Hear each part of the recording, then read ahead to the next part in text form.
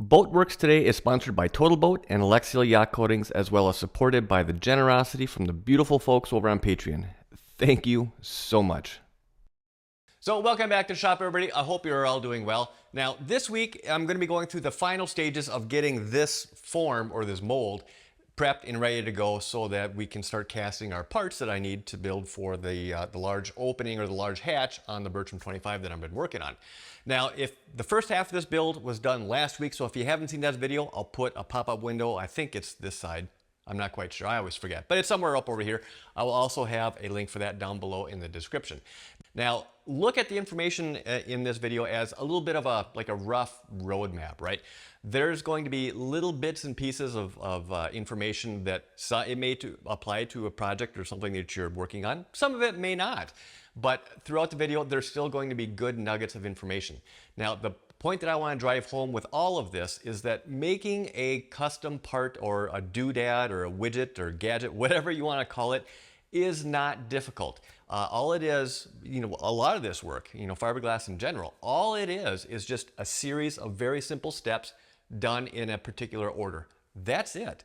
None of the steps are difficult. It's actually quite simple once you have a basic understanding of kind of how the different materials kind of play with one another and how they can be layered on, and kind of setting yourself up for working smarter and not necessarily harder.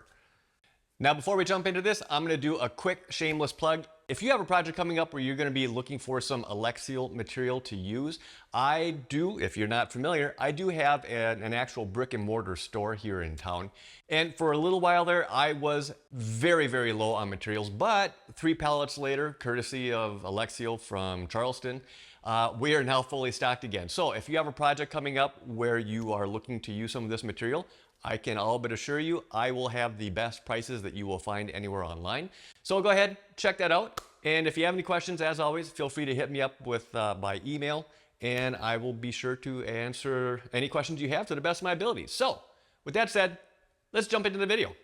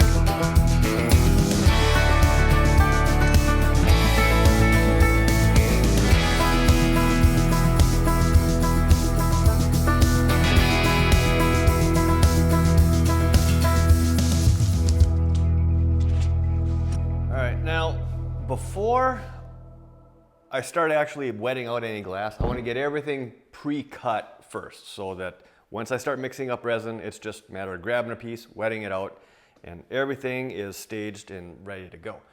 Now for lining the inside of this mold, I'm going to be using chop strand just because I don't need any additional strength. All I need is just a fiberglass barrier that I can seal for laying all of the glass that's actually going to comprise the hatch onto, and then if the stars align, once everything is cured, I'll be able to separate those two, and I'll have a molded hatch that's going to be probably about 90% finished.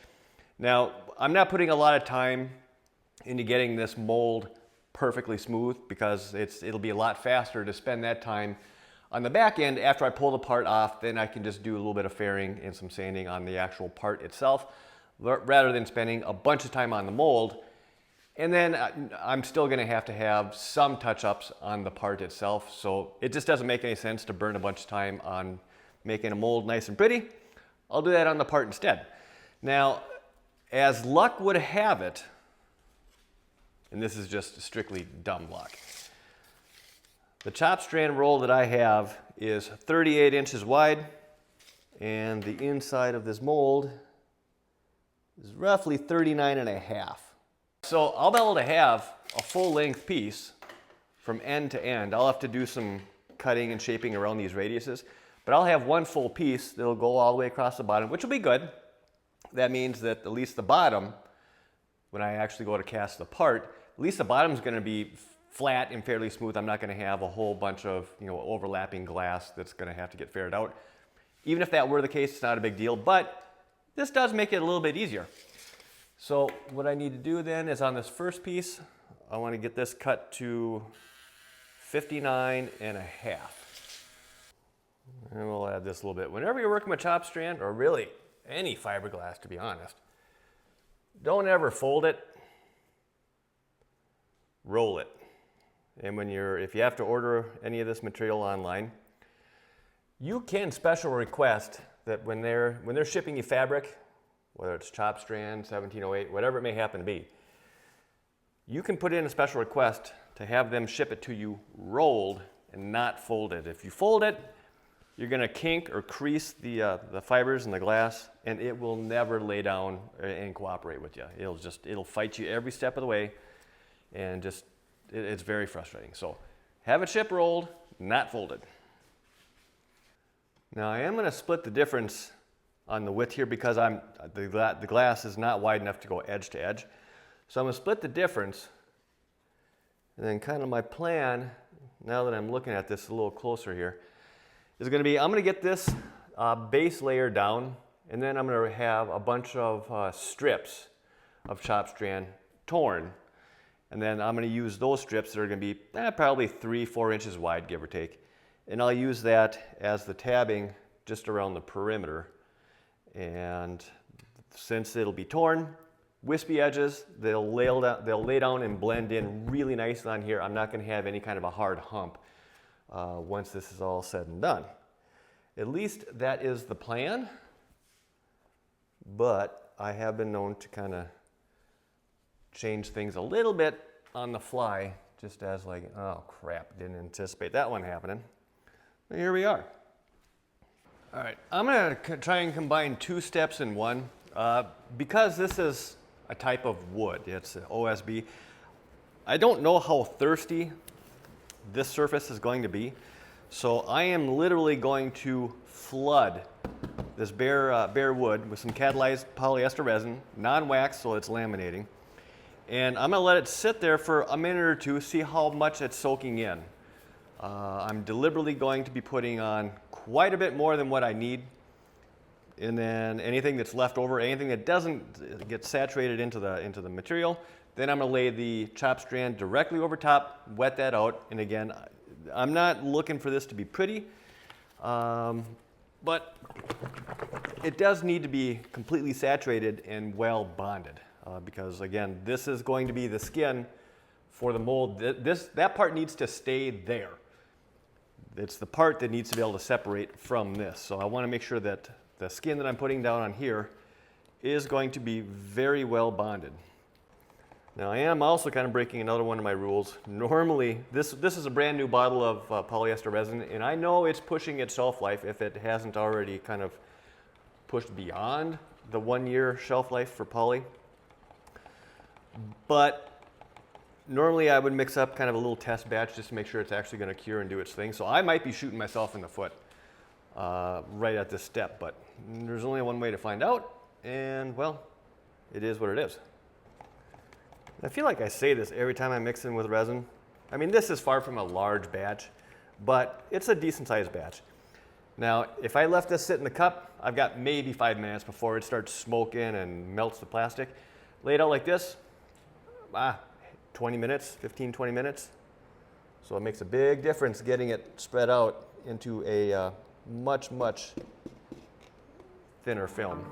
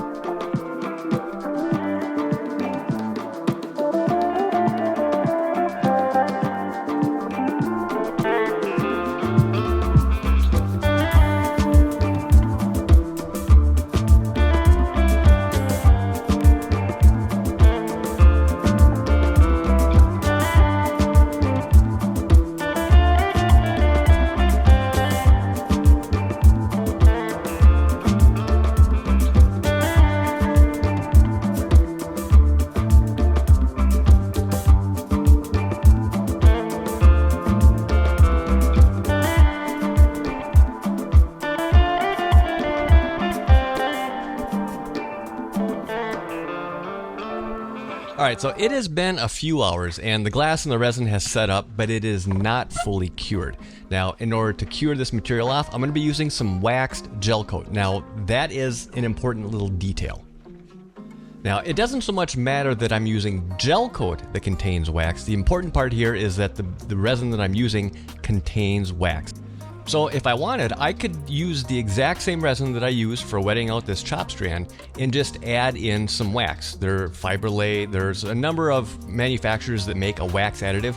I could certainly use one of those. Now, the reason I am usually partial towards using gel coat is, as you can see here, it is really easy to see where you've coated versus where you may have missed.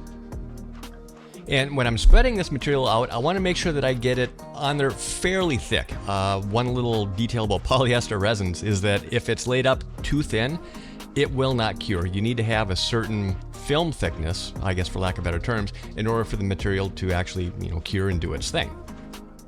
So I want to make sure that everything is completely coated with this gel coat, while at the same time I want to make sure that I'm spreading it out as evenly as I can. Now, as I had mentioned several times throughout this video, I'm not concerned at all about how perfectly smooth the bottom of this form is.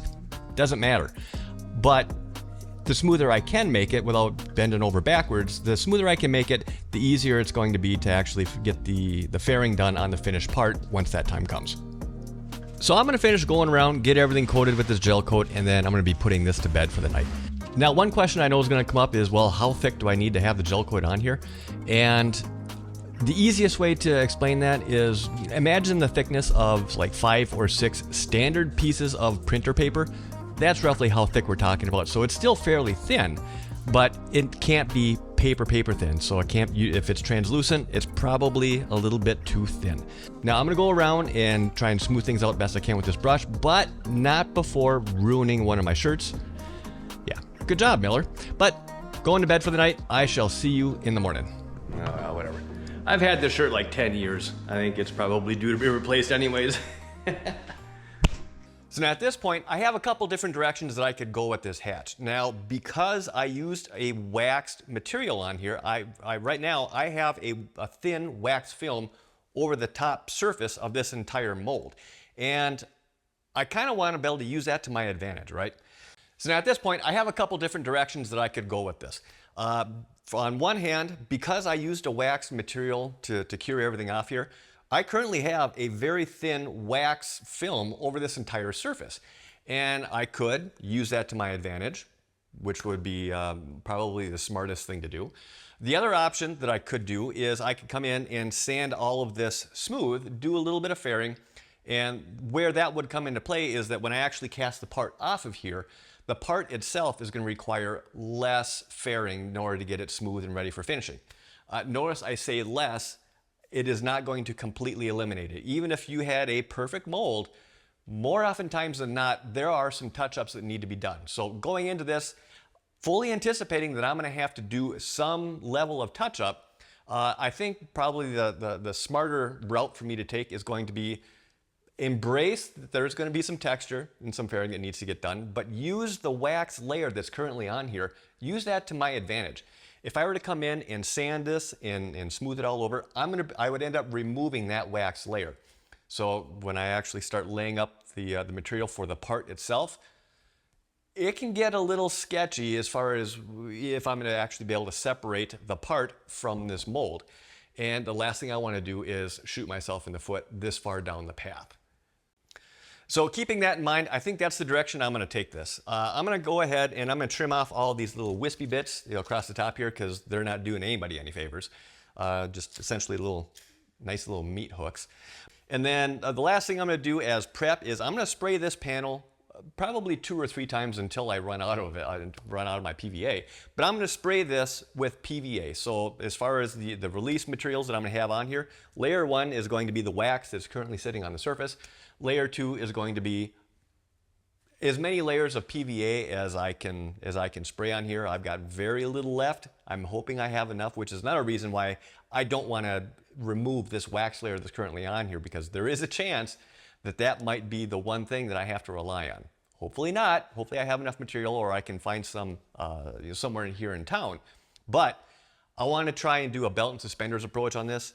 Last thing I want is to lay a bunch of material and have the two halves essentially be welded together. Then I'm screwed. So I'm going to do everything that I can to try and avoid that from happening. And with that said, I think this is going to be a good stopping point for this week because I suspect this video is already getting a bit long. So with all that said, I hope you enjoyed this video. I hope you found this helpful. And if you did, hit that thumbs up button. If you're not already subscribed, hit that subscribe button and the notification bell. Thank you in advance. I greatly appreciate it. If you have any questions, comments, feel free to leave those down below. I will do my best to follow up with you. And as always, I want to thank you for your time. Thanks for watching. Have a wonderful weekend. And I'll see you next week. This has been a Boatworks Today production.